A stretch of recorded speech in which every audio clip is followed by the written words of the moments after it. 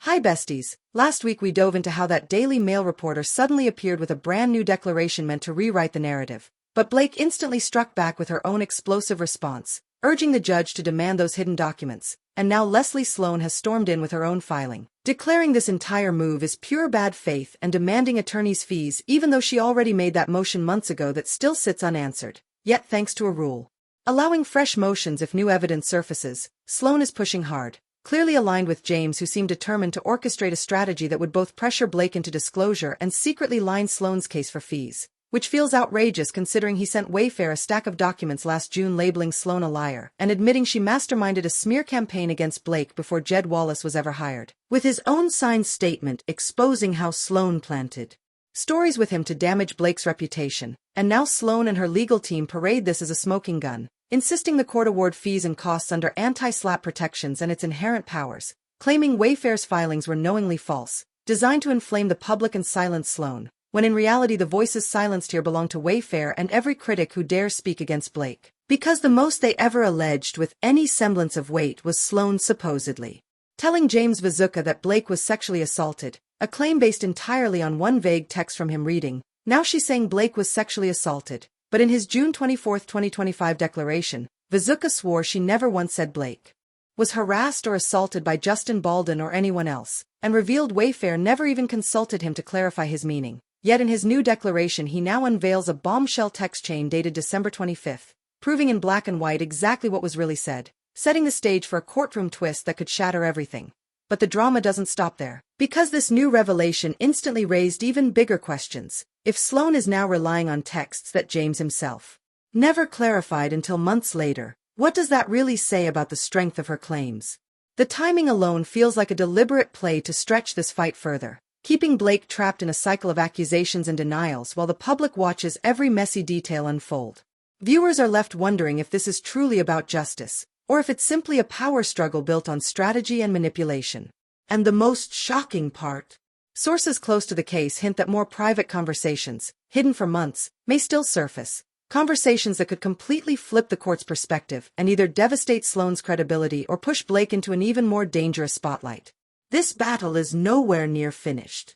Melissa Nathan was told in no uncertain terms that no accusation of sexual assault had ever been made, and this evidence was not some hidden revelation but a document already embedded in the complaint itself, created after the vague message shown in paragraph 193 of the amended filing and long before Sloan was dragged into the storm. Yet despite that clarification arriving within weeks, the Wayfair side still pursued Sloan on knowingly false claims that she had accused Baldoni of assault, ignoring the truth with reckless boldness. And now Leslie argues she was sued solely because of that one paragraph when in reality it was a fragment of a broader campaign where she actively fed damaging narratives to the Daily Mail and other outlets, strategically bolstering Blake's position through planted stories and coordinated attacks, a tactic that feels less like isolated gossip and more like a calculated smear operation that stretched even into the New York Times. Because who else but Blake's own Publicist would orchestrate such high-impact press with credibility and SEO-driven reach? And when the judge eventually dismissed the case against Sloan, it was not due to James's wording but because, under the law, a public figure like Baldoni requires proof of malice, and unless Sloan knowingly fabricated the statement with full intent to deceive, her reliance on her client's word left no legal ground to prove reckless disregard,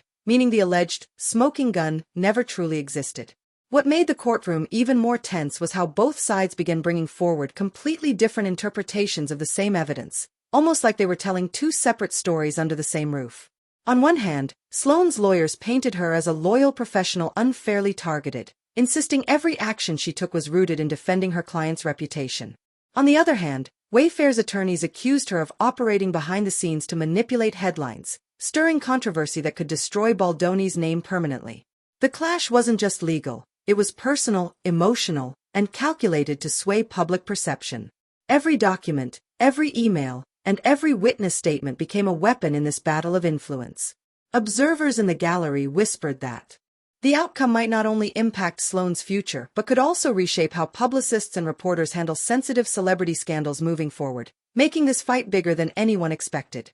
The judge clarified the issue was never harassment but whether Sloane genuinely believed Blake, and even if she repeated it, the burden was proving malice, yet their amended complaint failed, which is why dismissal followed. Because without clearly pleaded malice, discovery never began, and the case collapsed under litigation privilege and lack of sufficient claims. Now Leslie insists dismissal came for that reason, while further alleging Wayfair intentionally concealed the date of the disputed text, twisting the timeline to trap her in endless financial and emotional hardship despite knowing their central claim was false, pointing out they filed an undated version in the California case against the New York Times, only to quietly erase it days later while refusing to produce the complete chain in discovery before dismissal, claiming this alone proves bad faith. And the only path to attorney's fees requires showing the lawsuit was filed to harass, yet the judge never branded it frivolous or malicious, only insufficient, and now Leslie's desperation shines through as she leans on James's new declaration, pinning blame on Friedman, dragging his name again, and demanding millions in legal fees despite her prior motion, signaling deep insecurity from Sloane and her team about their own position. As the hearings dragged on, another twist emerged that caught everyone by surprise. Court insiders revealed that multiple conversations between reporters, attorneys, and insiders might still be hidden, suggesting that not every piece of the puzzle has reached the judge's desk. This revelation fueled speculation that Sloane's strategy wasn't just about defending her name, but also about rewriting the larger narrative surrounding Blake and her inner circle. Observers noted how calculated E.A. moments so gripping is the possibility that additional evidence, if unsealed, could dramatically change public perception and determine once and for all whether Sloane was a victim, or the mastermind behind it all. They've already placed their filings before the court, and if Sloane truly believed her motion was airtight and her evidence undeniably proved bad faith, then why recycle an email or a text message already embedded in the complaint? None of this is groundbreaking, none of it is fresh. It feels like a calculated reminder to the judge that her pending motion still waits for a ruling. But the danger is that it reopens the door for Wayfair to retaliate with their own arsenal of documents, including damning communications directly from James Vazuka, whose emails and texts paint a much darker picture. In August 2024, he wrote his Daily Mail editors detailing conversations with Sloane where she disparaged Justin Baldoni and supplied details that ended up published, openly admitting she weaponized private information to shield Blake while attacking rivals, and screenshots confirm it. Even more explosive, his June 9 messages reveal he felt cornered, accused of perjury, and tormented with online threats after Sloane twisted his words, insisting she never told him Blake was assaulted, using that narrative to secure dismissal, while he frantically clarified he never gave that story to Brian either, exposing how dangerously manipulative this legal war has become. What makes this battle even more unsettling is how quickly public opinion has shifted. Viewers who once stood firmly behind Sloane are now questioning whether her tactics were carefully staged to win sympathy rather than to uncover the truth. Meanwhile, industry insiders suggest that the courtroom fight is no longer about one accusation, but about who controls the larger story surrounding Blake and Justin. Every leak, every headline, and every motion feels like part of a chess game where reputation, influence, and millions of dollars are at stake. The shocking part is that new whispers from behind closed doors hint at more private exchanges, emails, and even audio clips that could be released if the conflict intensifies. If that happens, the fallout won't just stain Sloane or Wayfair. It could permanently reshape how scandals are reported in Hollywood and who the public decides to believe in the end. Freeman insists the real mistake was never his, swearing he never told anyone Sloane claimed Blake was assaulted, accusing her of fabricating grotesque lies that fueled sensational exclusives spreading worldwide and generating staggering traffic, weaponizing him in the process. He warns this new evidence will be earth-shattering, exposing how Sloane pushed him to sign a declaration designed to muzzle him, blocking testimony that could destroy her case while silencing Friedman's chance to depose him. According to his account, Sloane actively manipulated coverage to smear Baldoni, handing him misleading details that turned into Daily Mail blockbusters, twisting the story into a false narrative portraying Blake as justified in seizing creative control.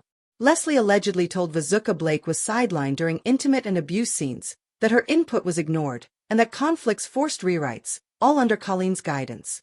Yet Blake herself denied creative differences, proving Sloane's tale contradicted reality while painting Baldoni as domineering and dismissive, fueling speculation that the real issue was directing a story on domestic violence without allowing the women involved to fully shape the vision, a claim now unraveling under scrutiny.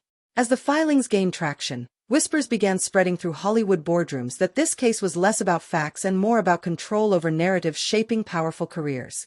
Behind the scenes, producers and executives were said to be monitoring every update, worried about how leaks and testimony might alter future collaborations with both Blake and Baldoni.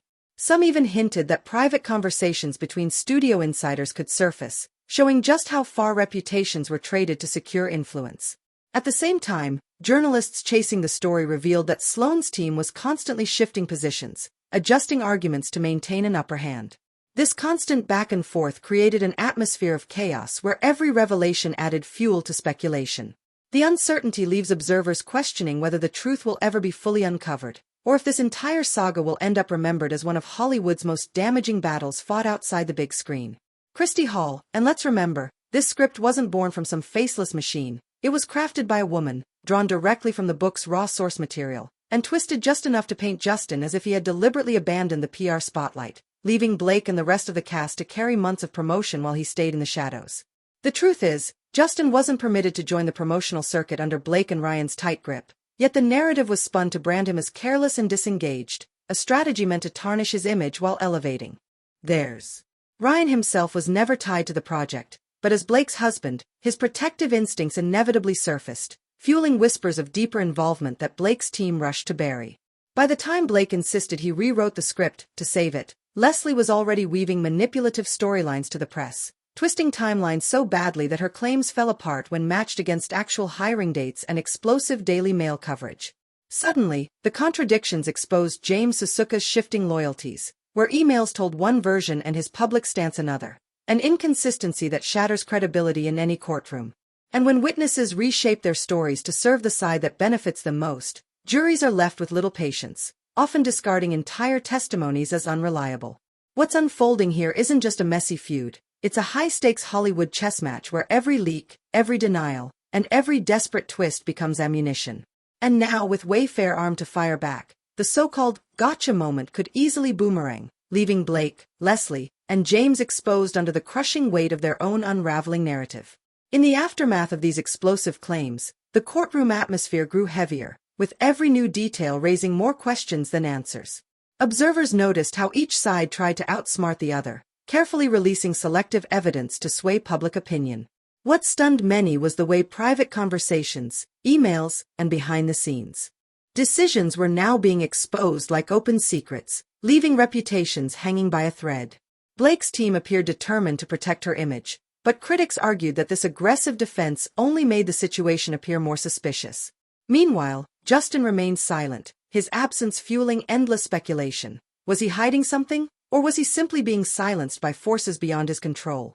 Ryan's quiet presence in the background only added fuel to the fire, with fans wondering if his influence stretched further than anyone dared to admit.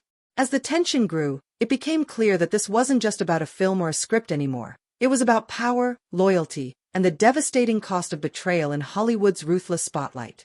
Leslie openly admitted to the Daily Mail that the newly unsealed evidence proves a calculated smear campaign. Yet the real question is how Blake plans to justify Leslie's actions on August 8th. Because if her hands aren't clean, the defense only needs to show they were forced to react to Blake and her team's tactics, giving them every right to fight back in court. So now the burning question is, could this shocking revelation be the ultimate smoking gun that shatters the case? Or is it just another wave of manufactured chaos designed to distract the public? Honestly, I believe this saga is far from over, and the avalanche of deception has only begun to unravel. The more James pushes forward with these contradictory narratives, the more doors open for explosive disclosures that could devastate reputations. And trust me, I could sit here and dismantle lies all day with receipts no one saw coming. Share your unfiltered thoughts in the comments right now. Hit that like button to push the story higher, and subscribe for every jaw-dropping twist as it unfolds. Thank you for staying until the very end. Love you, besties.